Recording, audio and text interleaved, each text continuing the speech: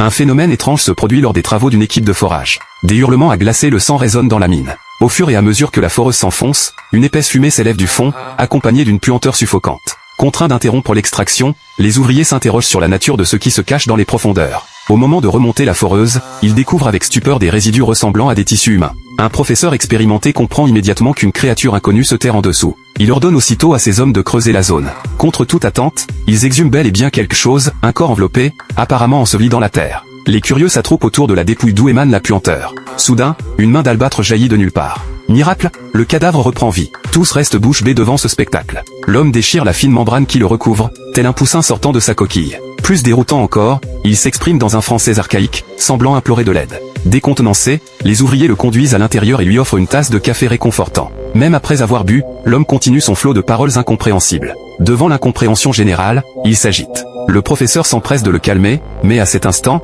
une créature ressemblant à un ver de terre se faufile hors du nez de l'homme. Témoin de la scène, le professeur recule, horrifié. Trop éloigné, ses deux compagnons n'ont rien vu. Le professeur presse qu'une mutation s'est peut-être produite dans le corps de cet homme. La patronne les rejoint. L'homme se remet à parler dans son français ancien, toujours inintelligible. Le professeur expose à la patronne la gravité de la situation. Seul un prélèvement permettra de déterminer ce qui habite le corps de l'inconnu. Il s'apprête à effectuer l'échantillonnage. Cette fois, tous voient distinctement le spécimen recueilli avec succès. Il décide de l'analyser sur le champ, ne laissant qu'un seul homme pour surveiller le mystérieux rescapé. À l'heure du déjeuner, un homme barbu vient prendre son tour de garde, apportant un sandwich. Pour tromper l'ennui, il joue avec un couteau. Apercevant la lame, l'inconnu lâche aussitôt sa nourriture. Il réclame le couteau, mimant un geste de gorge tranchée. Naturellement, le barbu refuse de lui remettre l'arme. L'homme s'énerve instantanément. Profitant d'un instant d'inattention, il s'empare du couteau. Une seconde plus tard, il le dirige vers son propre cou. Au moment de trancher l'artère, son autre main l'arrête. Deux âmes semblent s'affronter en lui. Alors que le barbu ne comprend pas ce qui se passe, une myriade de tentacules surgissent des orifices de l'homme.